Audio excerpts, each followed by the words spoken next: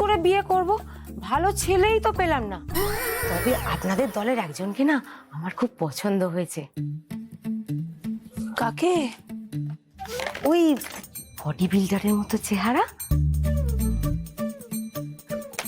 ইউসুফের কথা বলছি। আপনাদের কাজ হয়ে গেলে একবার আমাকে কথা বলিয়ে দেবেন? নিশ্চয়ই, একদম কাজ হয়ে যাক। বলি, আপনার নামটা কি? না আসলে আমাকে তো বলতে হবে না কার সাথে কথা বলবে ও। আমি মোহিনী, বর্দার বোন। আচ্ছা, আপনাকে খুব সুন্দর দেখতে। Thank you. গয়না পরতে ভালোবাসেন না? হ্যাঁ, আমার তো অনেক গয়না আছে। তাই? হ্যাঁ। কোথায়? লকারে। চাবি? কিসের? লকারের।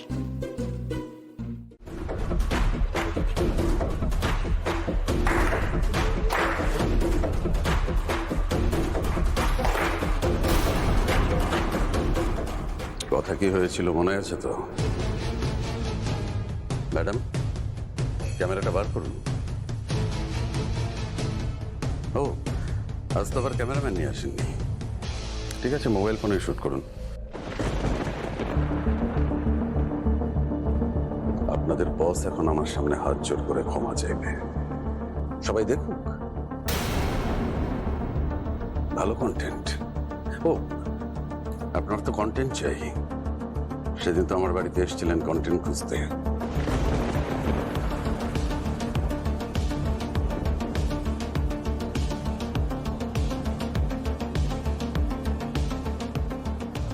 আজ কন্টেন্ট আমি বানাবো, দেখাবেন আপনি।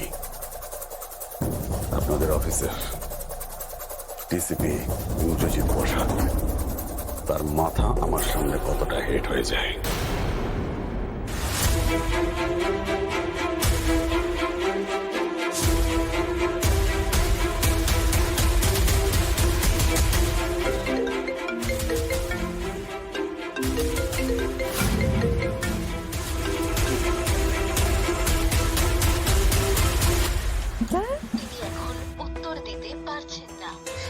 বাবা ওরা ফোন ধরছে না, নিশ্চয়ই কোনো ঝামেলা হয়েছে। কি করি বলুন তো, ফোনটা কেন ধরছে না? একটু স্থির হও।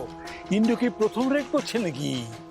আরে না না, বুঝতে পারছেন না, যেখানে গেছে তিনি বর্দা, বর্দাকে তো চেনেন। কি জ্বালাতন বলো তো। কি হলো ম্যাডাম, ক্যামেরাটা বার করুন।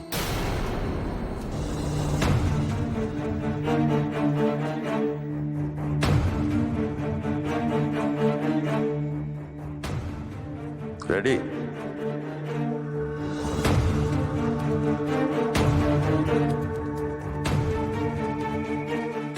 ক্যামেরা চলছে। এবার হাত জোর করে আমার কাছে ক্ষমা চান।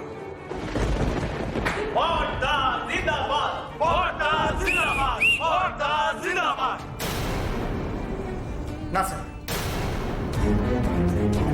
আমি ক্ষমা চাইছি। ক্ষমা চাইছে? ক্ষমা ওকেই চাইতে হবে। ডিল সেটাই হয়েছিল, তাই তো?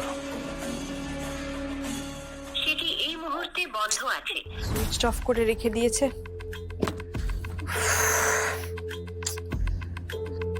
না না, সত্যি সত্যি মন বলছে নিশ্চয়ই কিছু একটা হয়েছে।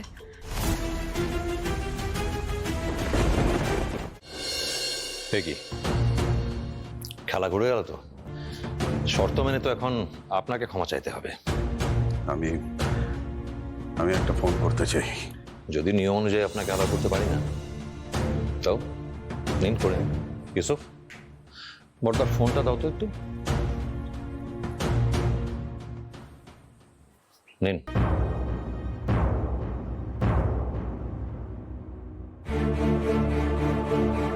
যে ব্যক্তিকে আপনি কল করছেন তিনি এখন উত্তর দিতে পারছেন না।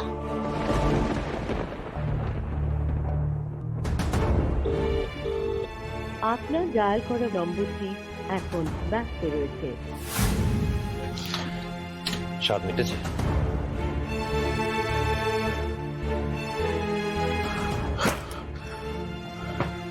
এই শিমুল পলাশ আমার সাম্রাজ্য।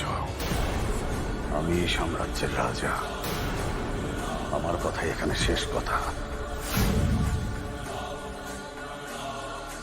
কারো ক্ষমতা নেই এখান থেকে আমাকে ধরে নিয়ে যায়। আমার এক ইশারাতে শয়ে শয়ে লোক হাজির হয়ে যাবে। তাই নাকি? ইশারা কেন? প্রয়োজন হলে মাইক নিয়ে লোক ডাকুন, দেখি কে আসে।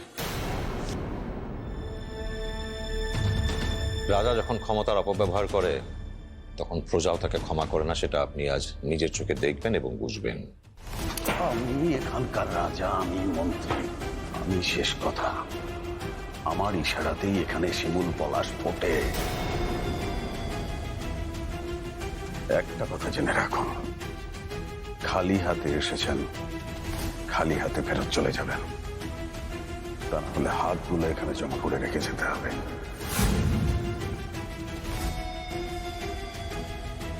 রতন, এগুলো সব ভেতরে নিয়ে যা। কি হলো?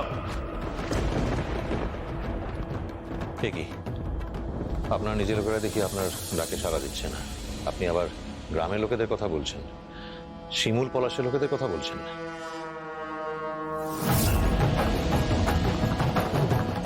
কি হলো? শুনতে পাচ্ছিস না?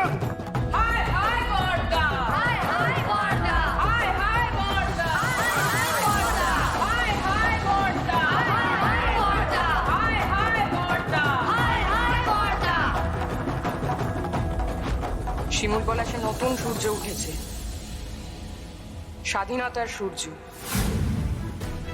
আপনার কথা আর কেউ শুনবে না শিমুল পলাশে।